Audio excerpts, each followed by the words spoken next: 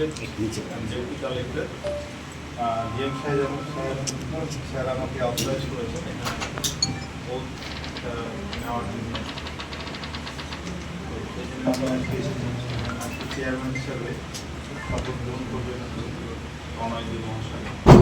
আমি শপথ পাঠ করেন বাংলা নাকি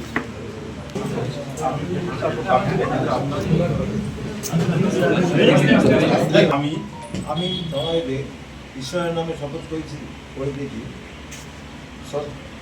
সশ্রদ্ধ চিত্তে প্রতিজ্ঞা করিতেছি যে চেয়ারম্যান হিসাবে আমার বিবেচনার জন্য উপস্থাপিত অথবা আমার জ্ঞাতে কোনো বিষয় আমি প্রত্যক্ষ বা পরোক্ষভাবে কর্তব্য পালনের প্রয়োজন যতটুকু আবশ্যক ততটুকু ব্যতীত কোনো ব্যক্তি বা ব্যক্তিবর্গের নিকট প্রকাশ করিব না।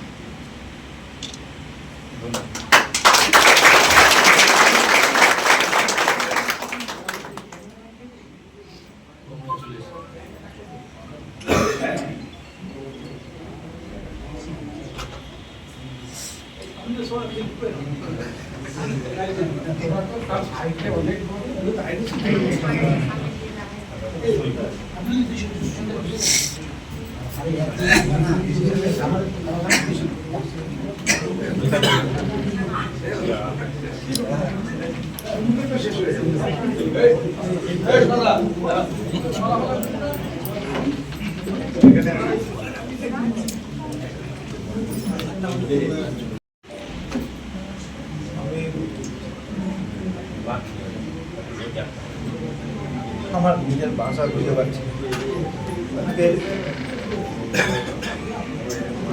17 ডিসেম্বর ভাই আসতে গিনগিন করে না পৌর আইন মেনে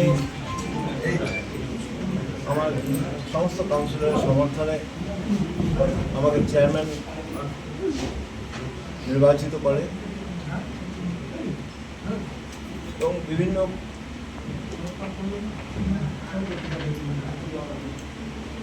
অসুবিধার মধ্যে অনেক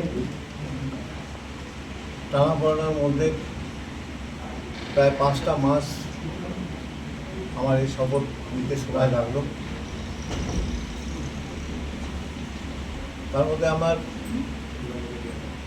হাইকোর্টের দ্বারস্থ হয়েছিলাম এবং আমি ধন্যবাদ জানাবো আমার নবনিযুক্ত এমএলএ সাহেবকে। গতকালই এসডি অফিস থেকে আমার ডিএম সাহেব ফোন করে যে আজকে শপথ বাক্য আমাকে পাঠ করানো হবে এবং আমি অ্যাজ এ চেয়ারম্যান হিসাবে আমি আমার কাজটা করতো। আমার ভাইস চেয়ারম্যান সাহেব আমরা বোর্ড যখন শেষ হয় তখন ওনাকে দায়িত্ব ছিল যে ভাইস চেয়ারম্যান যতদিন না চেয়ারম্যান গঠন হয় তখন ভাইস চেয়ারম্যান চলার। আমরা কাজ করছিলাম ভাইস চেয়ারম্যানের নেতৃত্বে এবং সমস্ত কাউন্সিলরের সহযোগিতা এবং আমার পৌর কর্মচারী সবার সহযোগিতা আমরা চালাচ্ছিলাম। তো আজকে দায়িত্ব আরও বেড়ে গেল। আমি আশা রাখবো ডালখোলার সমস্ত জনগণের কাছে যে আমাদের সহযোগিতা করবেন। আমরা আমাদের সাধ্য মতো আমরা আপনাদের পৌর পরিষেবা পৌঁছে দেওয়ার চেষ্টা করব এবং কোথাও যদি কোনো ভুল হয় আপনারা আমাদের ধরিয়ে দেবেন। এই কয়েক মাসে আমরা এখানে বসে ডালখোলার অনেক কিছু আমরা দেখতে পেলাম যেগুলো আমাদের খুব ইমিডিয়েটলি অনেক যে কাজগুলো মানুষকে নিত্যদিনের প্রয়োজন রাস্তাঘাট ড্রেনেজের যে অবস্থাটা আছে আমরা ক্ষমা চেয়ে নিচ্ছি যে আমরা যত তাড়াতাড়ি সম্ভব আমি ইঞ্জিনিয়ার আমাদের যারা আছেন তার টিমের সঙ্গে আমাদের কথা হয়েছে। যেহেতু কয়েক মাস থেকে ইলেকশন ছিল, তার আগে এসআর ছিল, অনেক কাজ আমরা করতে পারিনি। আর আমি এমএলএ সাহেবের কাছে অনুরোধ করব যে আমার ডালখোলা পৌরসভার পরিচালনার জন্য আমাদের এক্সিকিউটিভ সাহেবকে পার্মানেন্ট ডালখোলার জন্য খালি আমাদেরকে করে দাও যে আমাদের এখন ইসলামপুর থেকে আসে যে কাজ করতে অনেক অসুবিধা।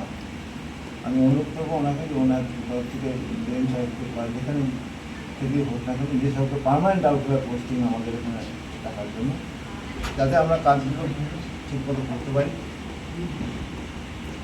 আজ যেখানে দাঁড়িয়ে আছি মানে এটা পুরো ভগবানের দয়া কৃপায় যে অবস্থায় আমরা ছিলাম, মানসিকভাবে কীভাবে কেটেছে আমাদের কয়েকটা মাস, আমরা নিজেরাই আমরা কারোর সঙ্গে শেয়ার করি। হয়তো এই রেজাল্টটা যদি না হতো, বিধানসভা ইলেকশন এর যদি বিপরীত হতো, তাহলে এখানে আমি অন্তত দাঁড়িয়ে থাকতে পারতাম না, আমার স্থান থাকতো আমার জেলে। আমি ভগবানের কাছে কৃতজ্ঞ যে আমাদেরকে ভগবান আশীর্বাদ করেছে, আমাদের বাঁচিয়ে দিয়েছে এবং টাউখোলাকে বাঁচিয়েছে। এবং আর যে দায়িত্ব আমি আজকে গ্রহণ করলাম, আমরা সকল কাউন্সিলর এবং পৌরসভার সকল কর্মচারী সবাইকে নিয়ে আমরা এমন একটা দৃষ্টান্ত তৈরি করব যে টাউখোলার যে ভরসায়, যে ভালোবাসা টাউখোলার মানুষ আমাদেরকে দিয়েছে, তা আমরা যাতে পূর্ণ করতে পারি। সকলকে ধন্যবাদ, নমস্কার।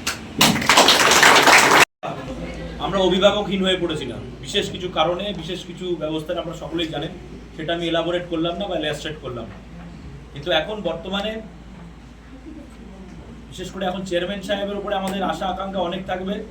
বিশেষ করে ডালখোলার যে ডেভেলপমেন্টটা আন্ডার ডেভেলপ করে রাখা হয়েছিল বিভিন্ন কারণের জন্য, তো আমাদের আশা আকাঙ্ক্ষা আরও বেশি বেড়ে গেল। বিশেষ করে আমাদের চেয়ারম্যান সাহেবের উপরে দায়িত্বও বেশি বেড়ে গেল।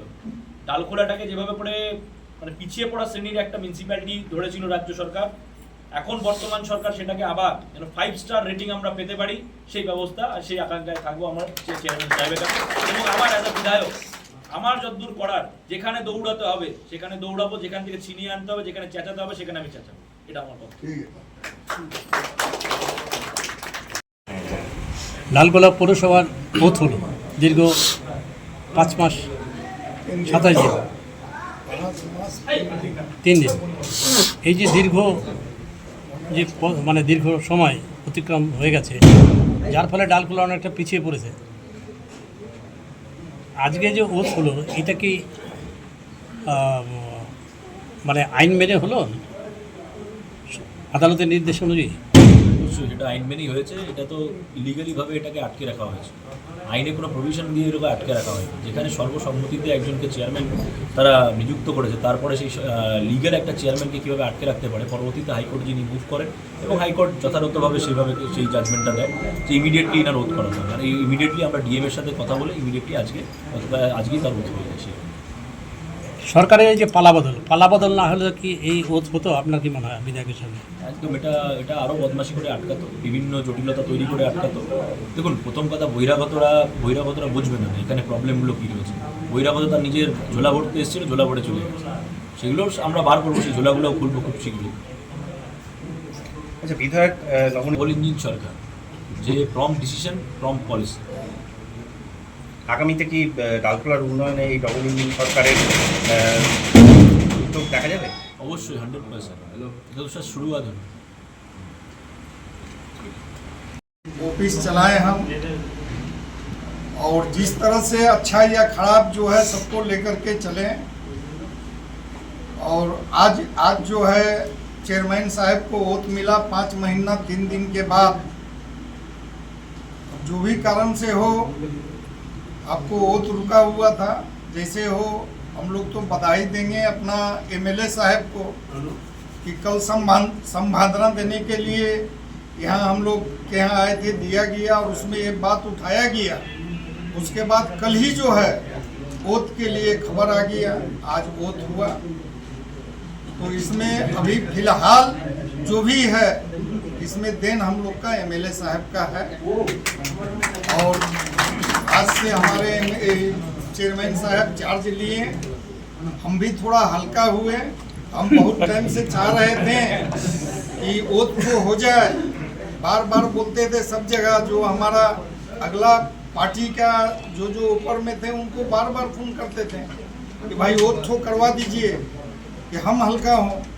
लेकिन आज जो है मेरा बोझा कुछ हल्का हुआ और चेयरमैन साहब के ऊपर में गया, यही तो बोल करके अपना वक्तव्य समाप्त।